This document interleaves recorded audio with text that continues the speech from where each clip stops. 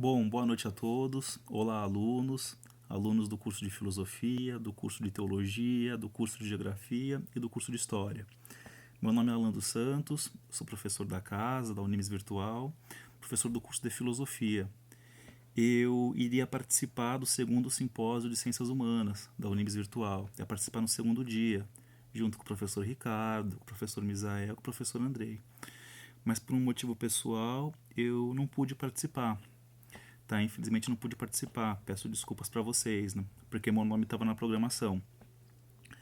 Mas eu gostaria de registrar nesse vídeo muito rapidamente, muito singelamente. A ideia não é gravar um vídeo extenso aqui, mas eu gostaria de discutir alguns elementos com vocês, alguns elementos envolvendo o tema do nosso simpósio, que é totalitarismo, autoritarismo, crise da democracia e etc.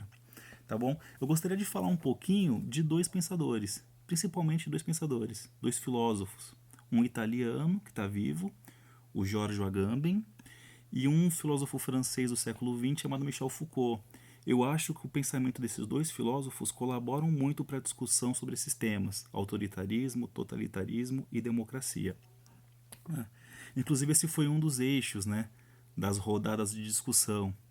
Primeiro se discutiu revisionismo, negacionismo histórico, depois crise da democracia e autoritarismo e questões políticas em sala de aula, né? A dificuldade de se discutir questões políticas em sala de aula. Eu não vou falar sobre tudo isso para não deixar o vídeo longo, mas eu gostaria só de falar um pouco sobre essa questão da democracia e do totalitarismo, porque a gente tende a achar que democracia e totalitarismo apenas se relacionam por uma negação dialética, né? É como se aonde houvesse democracia não existiria totalitarismo e aonde existe totalitarismo não existe democracia. Esses dois polos políticos só se relacionariam por uma negação dialética, por uma negação absoluta, né? É como se o totalitarismo fosse a negação radical da democracia. O Agamben, quando ele define o estado de exceção, ele cria uma outra epistemologia, uma outra reflexão, uma outra coisa. Ele vai dizer que a democracia liberal aciona mecanismos totalitários, né? Então, no fundo, o totalitarismo é uma espécie de radicalização da democracia. Parece uma ideia complicada, mas não é. É muito interessante isso que o Agamben diz. É muito interessante e é inovador, de certo modo. Porque muita gente lê mal esse conceito, né? Muita gente tende a associar o estado de exceção com ditaduras. Mas não é isso que o Agamben está falando. O Agamben está associando o estado de exceção e o totalitarismo com as democracias. Eu selecionei um trecho aqui do livro Estado de Exceção, onde ele deixa isso muito claramente, né? Vejam só o que ele diz. Está na página 13 do livro O Estado de Exceção. Ele diz o seguinte: o totalitarismo moderno pode ser definido como a instauração, por meio do estado de exceção, de uma guerra civil legal que permite a eliminação física não só dos adversários políticos, mas também de categorias inteiras de cidadãos que, por qualquer razão, pareçam não integráveis ao sistema político. E ele prossegue. Desde então, a criação voluntária de um estado de emergência permanente, ainda que eventualmente não declarado no sentido técnico, tornou-se uma das práticas essenciais dos estados contemporâneos, inclusive dos chamados democráticos. Vejam esse final.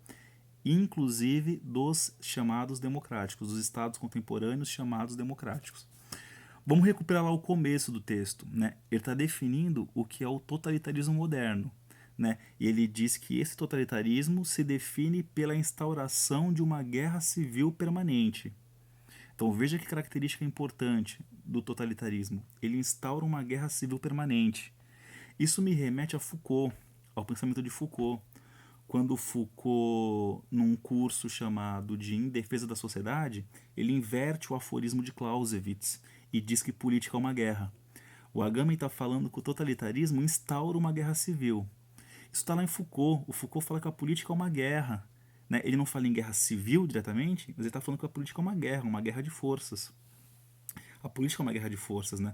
Clausewitz dizia que a guerra é política, a guerra é um instrumento político. O Foucault vai inverter. Ele vai dizer, não é a guerra que é política. A política é que é uma guerra, é uma modalidade de guerra. E na era do capital, essa guerra se intensificou, Foucault diz. Política é uma guerra de forças. se a gente for estudar essas forças que estão em relação, né, que forças são essas que estão em relação? Que guerra de forças é essa? A gente vai perceber que essas forças são múltiplas, praticamente tudo que constitui a vida humana é força política, né, é força que está em guerra, mas essas forças ganham um corpo sob duas formas principais, que o Foucault chama de resistência e de dominação. Então essas são as forças que estão em relação, né? A política é uma guerra, um choque de forças. Essas forças são múltiplas, mas elas se organizam na forma da dominação e na forma da violência. E o Foucault vai dizer que em todas as sociedades, democráticas, não democráticas, totalitárias, fascistas, ditatoriais, em todas as sociedades existe esse choque perpétuo de forças, essa guerra de forças. Em todas as sociedades existem forças de resistência. E em todas as sociedades existem forças de dominação. Acontece que em sociedades autoritárias, ditatoriais ou mesmo totalitárias, as forças de dominação são muito maiores do que as forças de resistência. Mas esse choque de forças existe em qualquer sociedade. E na democracia liberal não é diferente. Ela existe de modo muito evidente, essa guerra de forças. Então veja, isso que o Agamben diz aqui, ó, que o totalitarismo instaura uma guerra, isso dialoga muito com Foucault. A ideia de que política é uma guerra. Tá? E um outro ponto que me chamou muita atenção nessa definição de totalitarismo do Agamben é quando ele diz que o totalitarismo instaura a guerra civil e também permite a eliminação física de adversários políticos ou de pessoas que não estão adequadas ao sistema político. Então, permitir a morte física de pessoas. Isso me remete ao conceito de biopoder de Foucault. O Foucault definiu o biopoder como um poder de fazer viver ou deixar morrer, né? Em contraposição ao poder soberano, que era um poder de fazer morrer ou deixar viver. Parece um simples trocadilho de palavras, mas não é. É uma mudança radical nas relações de poder. O poder soberano, em termos históricos, coincide com as monarquias absolutistas, né? Então era um poder bélico, um poder de morte. E era um poder sobre território, Foucault diz, né? Como que funcionava o poder soberano? Havia um território, as nações europeias estavam se consolidando, era início da modernidade, né? Então tinha um território, e dentro desse território tinha a figura do soberano. E esse soberano tinha poder de vida e de morte. Ele podia tirar a vida de um súdito, né? Então, se algum súdito ousasse confrontar o poder soberano, isso era chamado de crime de parricídio, era legítimo que o poder soberano, né, dentro daquele território, tirasse a vida do súdito, e ele fazia isso em praça pública, havia toda uma ritualização da morte, para que servisse de exemplo para a população, né? Então, esse súdito que iria morrer, ele tinha direito a ver a família pela última vez, a fazer um último pedido, mas o modus operandi do poder soberano, era extremamente bélico. Era um poder de tirar a vida. Por isso que o Foucault chama de poder de fazer morrer ou deixar viver. Então o soberano é aquele que decide, né? Eu te permito viver no meu território ou então eu te mato. O liberalismo ou capitalismo, ele nasce para enfraquecer o poder soberano, para confrontar essa lógica bélica de poder, né? Nasce com os direitos humanos, com a ideia de dignidade humana, enfim, e consegue enfraquecer o poder soberano. E ele instaura essa outra lógica política, que o Foucault chama de fazer viver, né? O liberalismo diz ter um compromisso com a vida, esse compromisso é ambíguo, mas ele diz ter um compromisso com a vida, então é um poder de fazer viver ou de deixar morrer, porque em alguns momentos torna-se legítimo abandonar alguns corpos à morte, né? Isso funciona bem dentro do liberalismo, né? O liberalismo costuma abandonar alguns corpos à morte, né? Isso é o Foucault dizendo, né? É um poder de fazer viver, que reivindica um compromisso com a vida, mas que ao mesmo tempo esse compromisso é meio ambíguo, é paradoxal. Ele carrega uma certa atitude de negligência, né? De permitir que vidas morram. Eu acho que a gente vive isso no Brasil, de certo modo, essa espetacularização da morte, né? Essa ideia de que bandido bom é bandido morto e que se deve comemorar publicamente na televisão a morte de um criminoso. Isso é deixar morrer. É o que o Foucault está chamando de deixar morrer na lógica liberal. Tem um filme que simboliza muito bem isso, que é o 120 batimentos por minuto, né? Que é, assim, muito rapidamente, para não me prolongar, o filme descreve um movimento social chamado ACT UP, que luta pelo direito do soro positivo, as pessoas com AIDS, né? E lá no filme tem uma empresa que consegue criar um medicamento que controla muito bem a AIDS. Tomando aquele medicamento, a pessoa conseguia prolongar a sua vida, conseguiria prolongar muito a vida, né, ter uma vida longínqua. Mas por uma questão contratual, né, de mercado, de negócio, a empresa não conseguia um bom contrato pelo medicamento e não colocou o medicamento no mercado e nem cedeu para o Estado, para o Serviço Público de Saúde. Tá? E então os soropositivos perderam essa oportunidade de prolongar a sua vida, de serem cuidados, né? Por uma questão comercial, contratual. Então veja, é uma atitude de deixar morrer, é permitir que alguns corpos morram.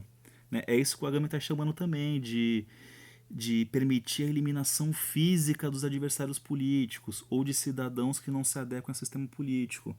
Isso funciona, isso é próprio da democracia.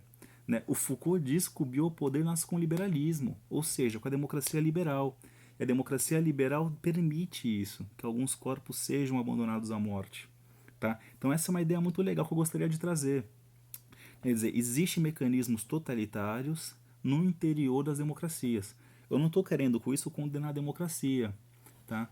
Mas eu estou querendo dizer que essa democracia também não é um sonho perfeito. Não é um sonho perfeito. Ela carrega doses generosas de autoritarismo e inclusive de totalitarismo, que é a expressão que o Agamben cita aqui. E a gente poderia lembrar de Deleuze também, a ideia da sociedade de controle. Aquilo é uma crítica ao capitalismo, à democracia liberal, né? Ele vai dizer, nós não vivemos mais em sociedades disciplinares, de cunho disciplinar, que é a ideia de Foucault, né? Nós vivemos agora em sociedades de controle. O controle se dá a céu aberto. Porque como que funciona a sociedade disciplinar, o poder disciplinar, descrito por Foucault, né? É uma tecnologia de poder exercida sobre o corpo individual. Então o corpo nasce e ele se vê envolto numa primeira instituição disciplinar, que é a família. Né? E a família disciplina o corpo, dociliza o corpo. Chega um certo momento da vida que a gente escapa um pouco da família e nós somos capturados por uma outra instituição social importante, que é a escola. E a escola também disciplina o corpo. Chega um certo momento, nós somos capturados por uma outra instituição, que é a fábrica, a indústria, o trabalho. E o corpo continua sendo docilizado, continua sendo disciplinado.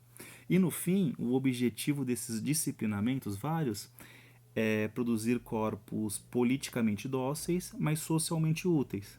Né? Corpos que produzem, que são eficientes para o sistema capitalista liberal, mas que são politicamente dóceis, que não são revoltosos. Então esse é o objetivo da sociedade disciplinar para Foucault, né? Que coincide novamente com as democracias liberais.